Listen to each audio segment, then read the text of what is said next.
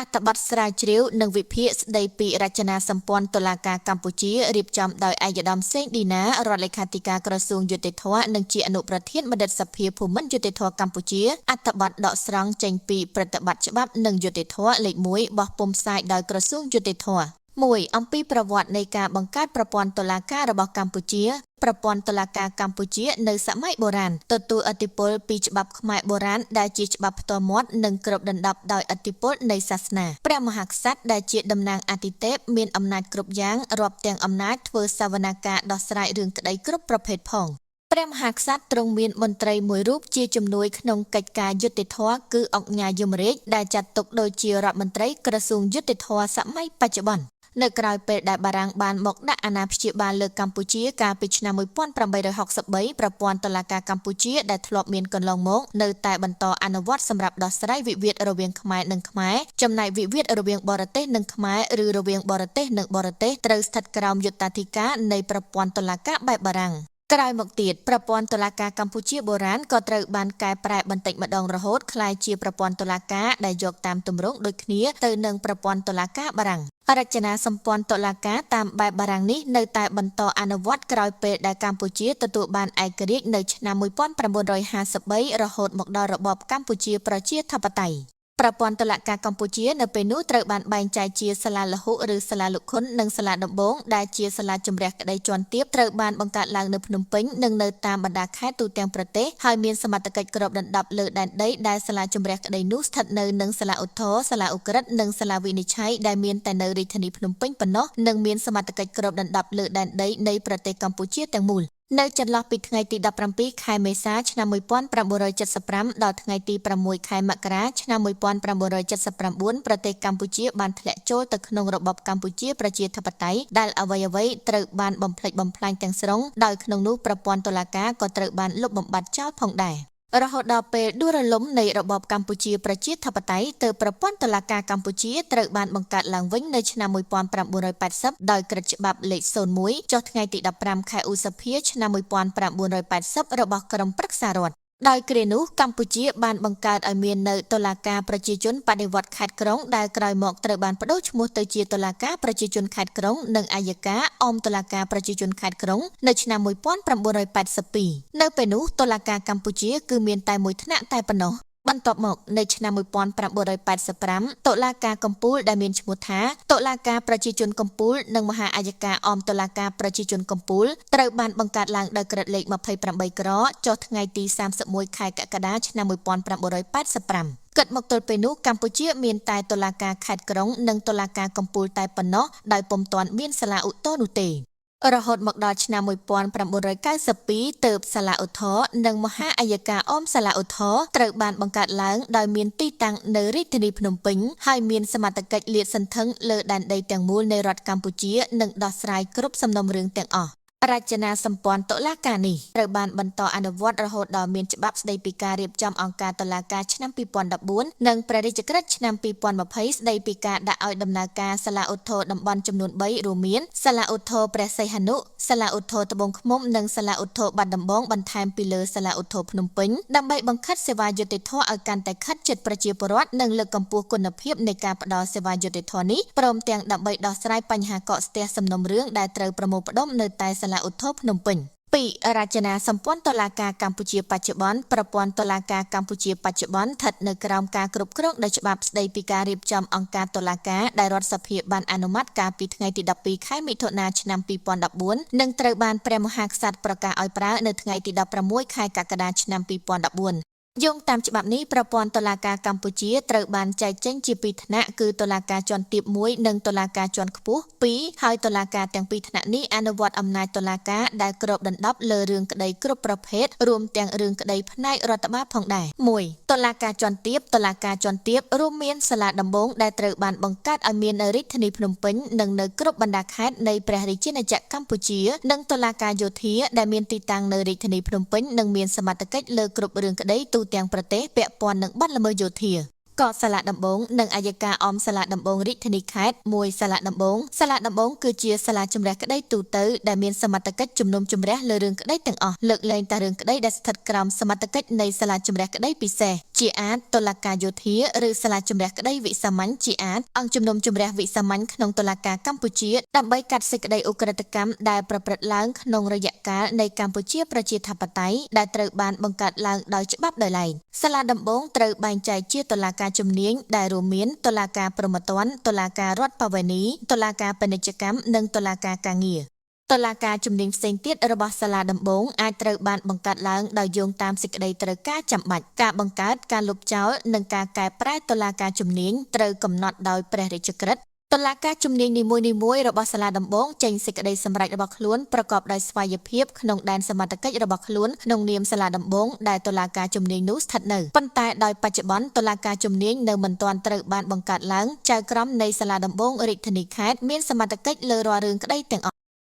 សាលាដំបងរាជធានីខេត្តនីមួយៗមានសមត្ថកិច្ចជំនុំជម្រះគ្រប់រឿងក្តីដែលស្ថិតនៅក្នុងសមត្ថកិច្ចដែនដីរបស់ខ្លួនលើកលែងតែរឿងក្តីទាំងឡាយដែលច្បាប់ប្រគល់សមត្ថកិច្ចទៅឲ្យសាលាជំរះក្តីផ្សេងទៀតប៉ុន្តែក្នុងករណីចាំបាច់ដើម្បីធានានូវផលប្រយោជន៍សាធារណៈសុវត្ថិភាពសន្តិសុខសង្គមនិងដំណើរការល្អនៃយុត្តិធម៌តុលាការរដ្ឋមន្ត្រីក្រសួងយុត្តិធម៌អាចសម្រេចផ្ទេរសមត្ថកិច្ចក្នុងការចាត់ការរឿងក្តីពីសាលាដំបងមួយទៅសាលាដំបងមួយទៀតបានទន្ទឹមនេះដើម្បីធានាដំណើរការល្អនៃយុត្តិធម៌សាលាដំបងមួយក៏អាចផ្ទេរសមត្ថកិច្ចទៅឲ្យសាលាដំបងមួយទៀតបានដែរដោយអនុវត្តស្របតាមក្រមនីតិវិធីរដ្ឋបវេនីនិងច្បាប់ជាធរមានផ្សេងទៀតក្នុងករណីមានវិវាទសមត្ថកិច្ចរវាងតុលាការជំនាញផ្សេងៗនៅក្នុងសាលាដំបងប្រធានសាលាដំបងត្រូវកោះប្រជុំតុលាការជំនាញដែលពាក់ព័ន្ធដោយឆន្ទានុសិទ្ធិរបស់ខ្លួនឬតាមសំណើរបស់ប្រធានតុលាការជំនាញណាមួយដើម្បីសម្រេចអំពីសមត្ថកិច្ចប្រធានសាលាដំបងសម្រេចលើវិវាទនេះដោយដីកាសម្រេចដីកាសម្រេចនេះគឺជាសេចក្តីសម្រេចបិទផ្លូវតវ៉ា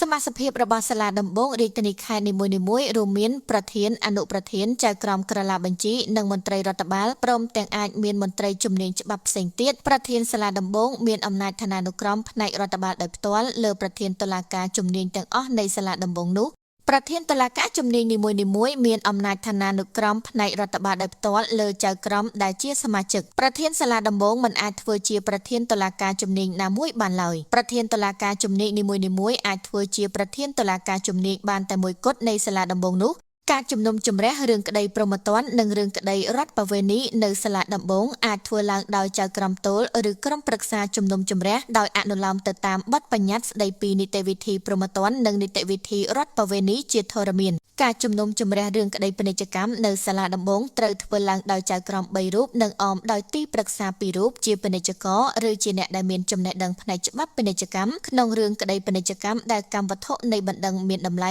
ចាប់ពី1000លានរៀលឡើងទៅរឿងក្តីពាណិជ្ជកម្មដែលកម្មវត្ថុនៃបណ្ដឹងមានតម្លៃពី100លានរៀលដល់ក្រោម1000លានរៀលត្រូវជំនុំជម្រះដោយមានចៅក្រម1រូបនិងអមដោយទីប្រឹក្សាពាណិជ្ជកម្ម2រូបចំណែករឿងក្តីពាណិជ្ជកម្មដែលកម្មវត្ថុនៃបណ្ដឹងមានតម្លៃក្រោម100លានរៀលត្រូវជំនុំជម្រះដោយចៅក្រម1រូបដោយមិនចាំបាច់មានការចូលរួមពីទីប្រឹក្សាពាណិជ្ជកម្មក្នុងករណីជំនុំជម្រះដោយមានទីប្រឹក្សាពាណិជ្ជកម្មសាលក្រមត្រូវសម្រេចដោយចៅក្រមក្រោយពេលបានពិគ្រោះយោបល់ជាមួយទីប្រឹក្សាពាណិជ្ជកម្មទីប្រឹក្សាពាណិជ្ជកម្មត្រូវចូលមកបំពេញមុខងាររបស់ខ្លួនតាមការអញ្ជើញរបស់ប្រធានតុលាការពាណិជ្ជកម្មនៃសាលាដំបងហើយមិនបំពេញមុខងារជាអចិន្ត្រៃយ៍ឡើយការជំនុំជម្រះរឿងក្តីការងារនៅសាលាដំបងត្រូវធ្វើឡើងដោយចៅក្រម1រូបនិងអមដោយទីប្រឹក្សាការងារ2រូបដែល1រូបជាកម្មករនិយោជិតនិង1រូបទៀតជានិយោជកសាលក្រមត្រូវសម្រេចដោយចៅក្រមក្រោយពេលបានពិគ្រោះយោបល់ជាមួយទីប្រឹក្សាការងារទីប្រឹក្សាការងារត្រូវចូលមកបំពេញមុខងាររបស់ខ្លួនតាមការអញ្ជើញរបស់ប្រធានតុលាការការងារនៃសាលាដំបងហើយមិនបំពេញមុខងារជាអចិន្ត្រៃយ៍ឡើយនៅតាមសាលាដំបងរាជធានីខេត្តនីមួយៗប្រធានសាលាដំបងត្រូវចាត់តាំងឲ្យមានចៅក្រមស៊ើបសួរយ៉ាងតិច2រូបដែលមានសមត្ថកិច្ចស៊ើបសួរក្នុងសំណុំរឿងព្រហ្មទណ្ឌការចាត់តាំងចៅក្រមស៊ើបសួរត្រូវធ្វើឡើងដោយដីកាសម្រេចហើយនៅក្នុងដីកាសម្រេចត្រូវមានចែងកំណត់អំពីលំដាប់លេខរៀងសម្រាប់ការទទួលបំពេញការងារដោយចៅក្រមស៊ើបសួរនីមួយៗ2. อัยการអមសាលាដំបងនៅតាមសាលាដំបងនីមួយៗមានอัยការអមសាលាដំបងដែលមានសមាជិកភាពដូចជាព្រះរាជអាជ្ញាព្រះរាជអាជ្ញារងក្រឡាបញ្ជីនិងមន្ត្រីរដ្ឋបាលព្រមទាំងអាចមានមន្ត្រីជំនាញច្បាប់ផ្សេងទៀតព្រះរាជអាជ្ញានិងព្រះរាជអាជ្ញារងគឺជាតំណាងอัยការអមសាលាដំបងដែលខ្លួនបំពេញការងារ យើងតាមរដ្ឋធម្មនុញ្ញនៃព្រះរាជាណាចក្រកម្ពុជាមានតែអង្គការអัยការទេដែលមានសិទ្ធិអំណាចផ្ដាច់មុខក្នុងការធ្វើបណ្ដឹងអាជ្ញាអัยការមានមុខងារធ្វើបណ្ដឹងអាជ្ញានិងសូមឲ្យអនុវត្តច្បាប់នៅចំពោះមុខយុត្តាធិការស៊ើបសួរនិងយុត្តាធិការជំនុំជម្រះព្រមទាំងមុខងារផ្សេងទៀតតាមការកំណត់របស់ច្បាប់និងបទបញ្ញត្តិជាធរមានអង្គការអัยការគឺជាអង្គអវិភាគព្រះរាជអាជ្ញានិងព្រះរាជអាជ្ញារងគឺជាតំណាងឲ្យអัยការអមសាលាដំបងដែលខ្លួនបំពេញការងារព្រះរាជអាជ្ញារងចូលរួមអនុវត្តមុខងាររបស់អัยការក្រោមការដឹកនាំនិងទទួលខុសត្រូវរបស់ព្រះរាជអាជ្ញានៃអัยការអមសាលាដំបងព្រះរាជអាជ្ញាមានអំណាចគ្រប់គ្រងលើព្រះរាជអាជ្ញារងទាំងអស់នៅក្នុងដែនសមត្ថកិច្ចរបស់ខ្លួនដោយមានអំណាចចាត់តាំងនិងបែងចែកការងារដល់ព្រះរាជអាជ្ញារងព្រមទាំងមានសិទ្ធិធ្វើអធិបញ្ជាឲ្យព្រះរាជអាជ្ញារងធ្វើការចោទប្រកាន់ឬធ្វើសេចក្តីសន្និដ្ឋានរបស់ឆន្ទានុសិទ្ធិរបស់ខ្លួនសេចក្តីសន្និដ្ឋានរបស់ព្រះរាជអាជ្ញារងត្រូវតែបញ្ជូនទៅព្រះរាជអាជ្ញាពិនិត្យមុនពេលសវនកម្មប៉ុន្តែនៅពេលសវនកម្មព្រះរាជអាជ្ញារងអាចធ្វើការកត់សម្គាល់ដោយផ្ទាល់មាត់បានដោយសេរីតាមការយល់ឃើញស្របទៅនឹងសតិសម្បជញ្ញៈរបស់ខ្លួនគ្មានការចោទប្រកាន់ខាងវិន័យណាមួយអាចធ្វើចំពោះតំណាងអัยការដោយសារតែការកត់សម្គាល់ផ្ទាល់មាត់របស់ខ្លួននៅពេលសវនកម្មខុសពីសេចក្តីសន្និដ្ឋានជាលាលក្ខណ៍អក្សរនោះឡើយខតុលាការយោធានិងអัยការយោធាមួយតុលាការយោធាគឺមានតែមួយគត់ដែលមានទីតាំងនៅរាជធានីភ្នំពេញនិងមានសមត្ថកិច្ចលើគ្រប់រឿងក្តីទូទាំងប្រទេសពាក់ព័ន្ធនឹងបទល្មើសព្រហ្មទណ្ឌដែលមានលក្ខណៈជាយោធាដែលប្រព្រឹត្តដោយយោធិនបទល្មើសដែលមានលក្ខណៈយោធាបទល្មើសយោធាសំដៅដល់គ្រប់អំពើដែលធ្វើឲ្យប៉ះពាល់ដល់កម្លាំងប្រយុទ្ធរបស់កងកម្លាំងប្រដាប់អាវុធបទបញ្ជាយោធានិងគ្រឿងអាវុធនិងគ្រឿងបរិក្ខារយោធាតុលាការយោធាដឹកនាំដោយប្រធានមួយរូបព្រមទាំងអនុប្រធាននិងចៅក្រមមួយចំនួនជាជំនួយការប្រធានអនុប្រធាននិងចៅក្រមតុលាការយោធានិងតំណាងអัยការយោធាត្រូវតែងតាំងដោយរដ្ឋមន្ត្រីក្រសួងការពារជាតិនៅពេលជំនុំជម្រះក្រុមប្រឹក្សាជំនុំជម្រះមានចៅក្រមម្នាក់ជាប្រធាននិងមានយោធិន2នាក់ជាទីប្រឹក្សាយោធាមានសិទ្ធិស្មើនឹងចៅក្រមទីប្រឹក្សាយោធាត្រូវបានជ្រើសរើសដោយអង្គការទទួលបន្ទុកកិច្ចការនយោបាយនៃកងទ័ពក្រុមប្រឹក្សាជំនុំជម្រះធ្វើការសម្រេចជាសមូហភាពនិងតាមមតិភាគច្រើន 2. អัยការអមតុលាការយោធានៅអមតុលាការយោធាមានអัยការយោធាដែលមានតួនាទីភារកិច្ចស៊ើបអង្កេតនិងចោទប្រកាន់ជនល្មើសមានលក្ខណៈយោធានៅចំពោះមុខតុលាការយោធាកសាងសំណុំរឿងលើយោធិនទូទាំងកងយោធពលខេមរៈភូមិន្ទដែលមានបទល្មើសយោធានិងមានសិទ្ធិត្រួតពិនិត្យលើការជំនុំជម្រះរបស់តុលាការយោធាព្រមទាំងធ្វើបណ្ដឹងឧទ្ធរណ៍តុលាការយោធានិងអัยការយោធាស្ថិតនៅក្រោមការគ្រប់គ្រងរបស់ក្រសួងការពារជាតិសេចក្តីសម្រេចរបស់តុលាការយោធាអាចត្រូវបានប្តឹងជំទាស់ទៅកាន់សាលាឧទ្ធរភ្នំពេញហើយសេចក្តីសម្រេចរបស់សាលាឧទ្ធរលើបណ្ដឹងនេះអាចត្រូវបានប្តឹងសារទុកទៅកាន់តុលាការកំពូលពីតុលាការជាន់ខ្ពស់យោងតាមមាត្រា3នៃច្បាប់ស្តីពីការរៀបចំអង្គការតុលាការឆ្នាំ2014សាលាដំបងគឺជាសាលាជំរះក្តីជាន់ទាបចំណែកសាលាឧទ្ធរនិងតុលាការកំពូលជាសាលាជំរះក្តីជាន់ខ្ពស់ក៏សាលាឧទ្ធរនិងមហាអัยការអមសាលាឧទ្ធរមួយសាលាឧទ្ធរជាសាលាជំរះក្តីថ្នាក់ទី2ដែលមានសមត្ថកិច្ចជំនុំជម្រះនិងសម្រេចសេចក្តីទាំងអង្គហេតុនិងអង្គច្បាប់លើរឿងក្តីដែលត្រូវបានប្តឹងឧទ្ធរនិងសេចក្តីសម្រេចរបស់សាលាដំបងនិងសំណុំរឿងដែលតុលាការកំពូលបានបង្វិលមកឲ្យជំនុំជម្រះឡើងវិញ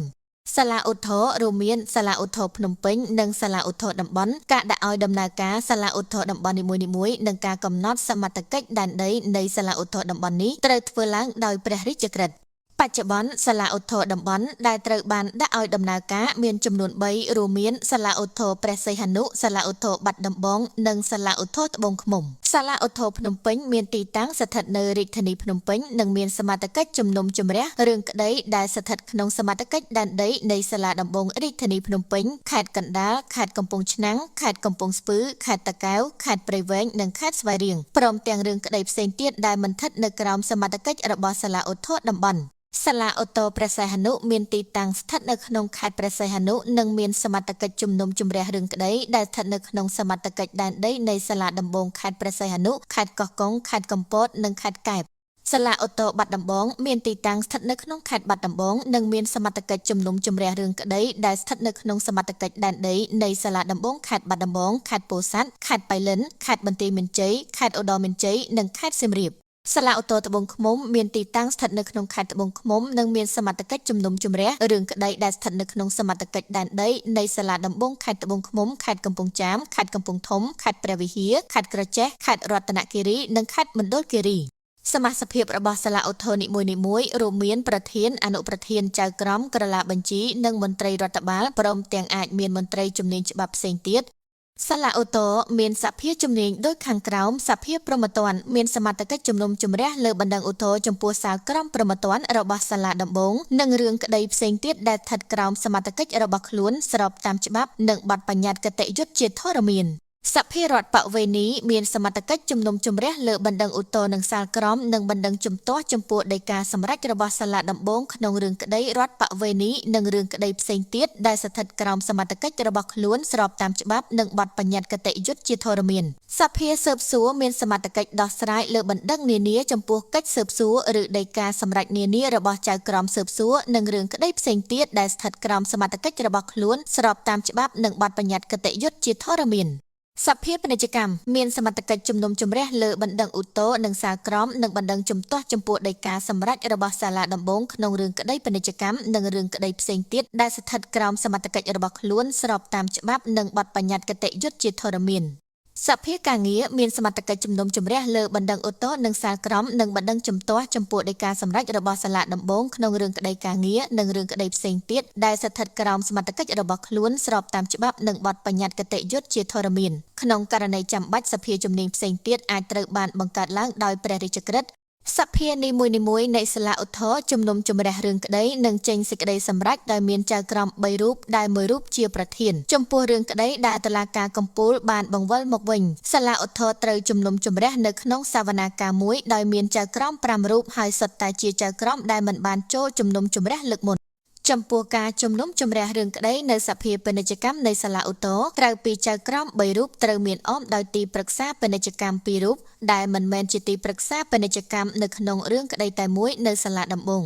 ចំណែកការជំនុំជម្រះរឿងក្តីនៅសភាការងារនៃសាលាឧទ្ធរក្រៅពីចៅក្រម3រូបត្រូវមានអមដោយទីប្រឹក្សា2រូបដែលមួយរូបជាកម្មករនយោជិតនិងមួយរូបទៀតជានយោជកហើយទីប្រឹក្សាទាំងពីររូបនេះមិនមែនជាទីប្រឹក្សាការងារនៅក្នុងរឿងក្តីតែមួយនៅសាលាដំបងសភារួមក្រុមអាចត្រូវបានបង្កើតឲ្យមានដំណើរការបានដោយដីកាសម្រេចរបស់ប្រធានសាលាឧទ្ធរតាមគំនិតផ្ដួចផ្ដើមរបស់ខ្លួនឬតាមការស្នើសុំរបស់ប្រធានសភាណាមួយសភារួមក្រុមនេះអាចត្រូវបានបង្កើតឡើងក្នុងករណីដែលរឿងក្តីណាមួយចោទជាបញ្ហាដែលស្ថិតនៅក្នុងសមត្ថកិច្ចរបស់សភាច្រើនឬក្នុងករណីដែលបញ្ហានោះបានទទួលនៅដំណោះស្រាយខ្វែងគ្នានៅចំពោះមុខសភាផ្សេងគ្នានៃសាលាឧទ្ធរតែមួយសភារួមក្រុមត្រូវមានសមាជិកជាចៅក្រមយ៉ាងតិច5រូបដែលបែងចែកស្មើគ្នារវាងចៅក្រមជាតំណាងនៃសភាពាក់ព័ន្ធសភារួមក្រុមប្រព្រឹត្តទៅតាមការកក់អញ្ជើញរបស់ប្រធានសាលាឧទ្ធរនិងត្រូវដំណើរការក្រោមអធិបតីភាពរបស់ប្រធានសាលាឧទ្ធរសេចក្តីសម្រេចរបស់សភារួមក្រុមអំពីសមត្ថកិច្ចរវាងសភាផ្សេងៗនិងវិវាទច្បាប់មានអំណាចបង្ខំឲ្យសភាទាំងអស់នៃសាលាឧទ្ធរគោរពតាមសេចក្តីសម្រេចរបស់សភារួមក្រុមលើវិវាទសមត្ថកិច្ចនិងវិវាទច្បាប់គឺជាសេចក្តីសម្រេចបិទផ្លូវតវ៉ាមហាអัยការអមសាលាឧទ្ធរនៅតាមសាលាឧទ្ធរនីមួយៗមានមហាអัยការអមសាលាឧទ្ធរដែលមានសមាជិកដូចតទៅអគ្គព្រះរាជអាជ្ញាអគ្គព្រះរាជអាជ្ញារងព្រះរាជអាជ្ញាក្រឡាបញ្ជីនិងមន្ត្រីរដ្ឋបាលព្រមទាំងអាចមានមន្ត្រីជំនាញច្បាប់ផ្សេងទៀត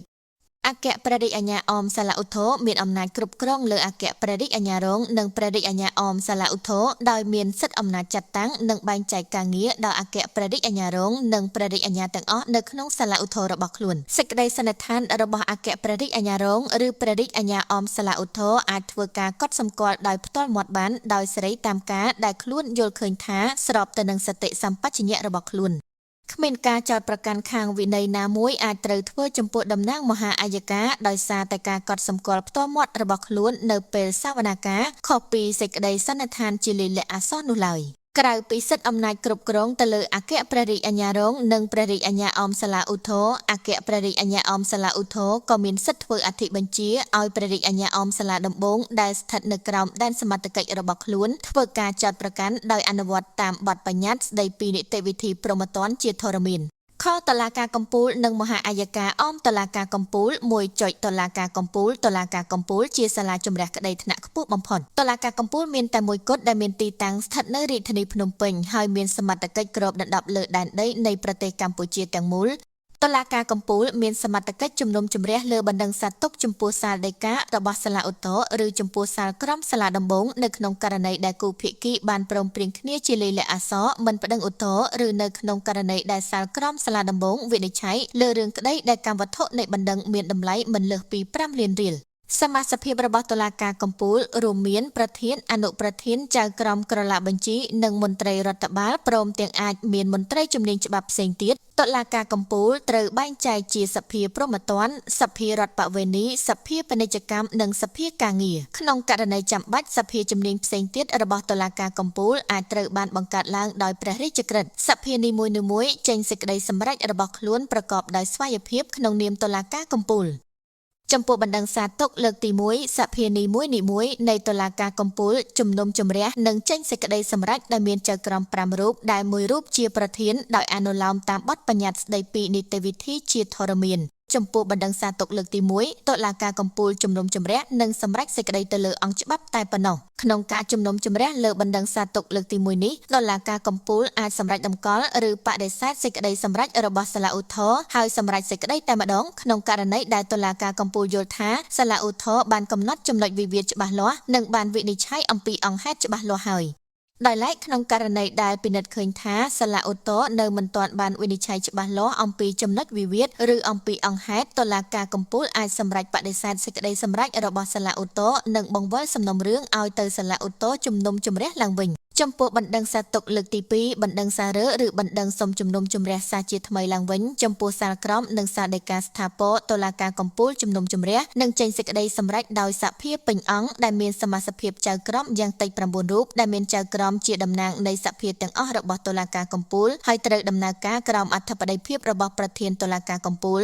ករណីនេះតុលាការកំពូលជំនុំជម្រះនិងសម្រេចសេចក្តីទាំងអង្គហេតុនិងអង្គច្បាប់ដោយឡែកតុលាការកំពូលក៏អាចបង្កើតជាសភារួមក្រុមដោយសេចក្តីសម្រេចរបស់ប្រធានតុលាការកំពូលតាមគំនិតផ្ដួចផ្ដើមរបស់ប្រធានតុលាការកំពូលឬតាមការស្នើសុំរបស់ប្រធានសភាណាមួយកាលណាមានរឿងក្តីណាមួយចោទជាបញ្ហាដែលស្ថិតនៅក្នុងសមត្ថកិច្ចរបស់សភាច្រើនឬប្រសិនបើបញ្ហានោះបានទទួលនៅដំណោះស្រាយខ្វែងគ្នានៅចំពោះមុខសភាផ្សេងគ្នានៃតុលាការកំពូលសភារួមក្រុមប្រព្រឹត្តទៅតាមការកក់អញ្ជើញរបស់ប្រធានតុលាការកំពូលសេចក្តីសម្រេចរបស់សភារួមក្រុមអំពីសមត្ថកិច្ចរវាងសភាផ្សេងៗនិងវិវាទអំពីច្បាប់មានអំណាចបង្ខំឲ្យសភាទាំងអស់នៃតុលាការកំពូលនិងតុលាការថ្នាក់ក្រោមគោរពតាមដោយការសម្រេចលើវិវាទសមត្ថកិច្ចនិងវិវាទច្បាប់ជាសេចក្តីសម្រេចបិទផ្លូវតវ៉ា 2. មហាអัยការអមតុលាការកំពូលនៅអមតុលាការកំពូលមានមហាអัยការមួយដែលមានសមាជិកភាពដូចតទៅអគ្គព្រះរាជអាជ្ញាអគ្គព្រះរាជអាជ្ញារងព្រះរាជអាជ្ញាក្រឡាបញ្ជីនិងមន្ត្រីរដ្ឋបាលព្រមទាំងអាចមានមន្ត្រីជំនាញច្បាប់ផ្សេងទៀតអគ្គព្រះរាជអាជ្ញាអមតុលាការកំពូលមានអំណាចគ្រប់គ្រងលើអគ្គព្រះរាជអាជ្ញារងនិងព្រះរាជអាជ្ញាអមតុលាការកំពូលដោយមានអំណាចចាត់តាំងនិងបែងចែកការងារដល់អគ្គព្រះរាជអាជ្ញារងនិងព្រះរាជអាជ្ញាទាំងអស់នៅមហាអัยការអមតុលាការកំពូលសេចក្តីសន្និដ្ឋានរបស់អគ្គព្រះរាជអាជ្ញារងឬព្រះរាជអាជ្ញាអមតុលាការកំពូលអាចធ្វើការកត់សម្គាល់ដោយផ្ទាល់មាត់បានដោយសេរីតាមការដែលខ្លួនយល់ឃើញថាស្របទៅនឹងសតិសម្បជញ្ញៈរបស់ខ្លួនគ្មានការចោទប្រកាន់ខាងវិន័យណាមួយអាចត្រូវធ្វើចំពោះតំណាងមហាអัยការដោយសារតែការកត់សម្គាល់ផ្ទាល់មាត់របស់ខ្លួននៅពេលសវនាការខុសពីសេចក្តីសន្និដ្ឋានជាលាយលក្ខណ៍អក្សរនោះឡើយ3. អង្គភាពរដ្ឋបាលតុលាការច្បាប់ស្តីពីការរៀបចំអង្គការតុលាការឆ្នាំ2014បានបង្កើតឲ្យមានអង្គភាពរដ្ឋបាលតុលាការមួយនៅតាមគ្រប់សាលាជម្រះក្តីនានាទាំងសាលាដំបងរាជធានីខេត្តទាំងសាលាឧទ្ធរណ៍និងទាំងតុលាការកំពូលអង្គភាពរដ្ឋបាលតុលាការគឺជាអង្គភាពថ្មីស្រឡាំងមួយដែលមិនធ្លាប់មាននៅក្នុងប្រវត្តិច្បាប់ខ្មែរហើយការបង្កើតអង្គភាពរដ្ឋបាលតុលាការនេះគឺជាសមិទ្ធផលដ៏ចម្បងមួយនៃការកែតម្រង់ប្រព័ន្ធយុត្តិធម៌ក្នុងគោលដៅលើកកម្ពស់ប្រសិទ្ធភាពនិងគុណភាពនៃសេវាយុត្តិធម៌អង្គភាពរដ្ឋបាលតុលាការនេះជាសេនាធិការឲ្យសាលាជម្រះក្តីនិងអัยការអមសាលាជម្រះក្តីលើការងារបុគ្គលិករដ្ឋបាលនិងហិរញ្ញវត្ថុការងារទំនាក់ទំនងសាធារណៈនិងការងារគ្រប់គ្រងរដ្ឋបាលតុលាការជាអាចការងារទទួលពាក្យបណ្ដឹងការគ្រប់គ្រងសំណុំរឿងវឌ្ឍនភាពនៃពាក្យបណ្ដឹងនិងការងារផ្សេងទៀតតាមការកំណត់របស់លិខិតបទដ្ឋានគតិយុត្តជាធរមានអង្គភាពរដ្ឋបាលតុលាការនេះបានជួយសម្រាលបន្ទុកការងាររបស់ក្រឡាបញ្ជីនិងរបស់ប្រធានសាលាជម្រះក្តីនីមួយៗដោយអនុញ្ញាតឲ្យចៅក្រមព្រះរាជអាជ្ញានិងក្រឡាបញ្ជីផ្ដោតការយកចិត្តទុកដាក់ខ្ពស់ទៅលើការងារបច្ចេកទេសសំណុំរឿងសម្ដៅធ្វើយ៉ាងណាឲ្យការជំនុំជម្រះក្តីអាចធ្វើឡើងបានលឿនត្រឹមត្រូវនិងយុត្តិធម៌ស្របតាមច្បាប់ និងនីតិវិធីជាធរមានវត្តមានរបស់អង្គភាពរដ្ឋបាលតុលាការក៏បានរួមចំណែកយ៉ាងសំខាន់ក្នុងការមួយពន្លឿនការដោះស្រាយសំណុំរឿងក្តីនៅតាមសាលាជម្រះក្តីនិងអัยការអមសាលាជម្រះក្តី2លើកកម្ពស់ប្រសិទ្ធភាពនៃការផ្តល់សេវាយុត្តិធម៌ដែលមានលក្ខណៈងាយស្រួលប្រើនិងឆាប់រហ័សដោយសារអង្គភាពរដ្ឋបាលតុលាការនេះបានក្លាយជាច្រកចេញចូលតែមួយសម្រាប់ប្រជាពលរដ្ឋដាក់ពាក្យបណ្ដឹងនិងទទួលបាននូវព័ត៌មានអំពីវឌ្ឍនភាពនៃចំណាត់ការលើពាក្យបណ្ដឹងរបស់ខ្លួន3លើកកម្ពស់ប្រសិទ្ធភាពនៃការចុះបញ្ជីនិងការគ្រប់គ្រងសំណុំរឿង4លើកកម្ពស់ប្រសិទ្ធភាពនៃការងារនាំពាក្យនិងទំនាក់ទំនងសាធារណៈអង្គភាពរដ្ឋបាលតុលាការត្រូវបានបែងចែកជាលេខាធិការដ្ឋានរដ្ឋបាលតុលាការសម្រាប់សាលាដំបងនិងអัยការអមសាលាដំបងរាជធានីខេត្តនិងអគ្គលេខាធិការដ្ឋានរដ្ឋបាលតុលាការសម្រាប់សាលាឧទ្ធរនិងតុលាការកំពូលការរៀបចំនិងការប្រព្រឹត្តទៅរបស់អង្គភាពរដ្ឋបាលតុលាការត្រូវកំណត់ដោយអនុក្រឹត្យអង្គភាពរដ្ឋបាលតុលាការស្ថិតនៅក្រោមរដ្ឋបាលកណ្ដាលរបស់ក្រសួងយុត្តិធម៌ហើយមន្ត្រីរបស់អង្គភាពរដ្ឋបាលតុលាការគឺជាមន្ត្រីក្របខ័ណ្ឌរបស់ក្រសួងយុត្តិធម៌ផ្អែកតាមច្បាប់ក្រសួងយុត្តិធម៌មានសិទ្ធិត្រួតពិនិត្យលើកិច្ចការរដ្ឋបាលរបស់សាលាជម្រះក្តីទាំងអស់ក្នុងករណីចាំបាច់រដ្ឋមន្ត្រីក្រសួងយុត្តិធម៌អាចចេញលិខិតបទដ្ឋានគតិយុត្តនិងសេចក្តីណែនាំនានាដើម្បីធានាដំណើរការប្រព្រឹត្តទៅល្អប្រសើរនៃការគ្រប់គ្រងរដ្ឋបាលតុលាការគ្រប់ជាន់ថ្នាក់ក្រសួងយុត្តិធម៌គ្រប់គ្រងតែលើការងាររដ្ឋបាលតុលាការប៉ុណ្ណោះ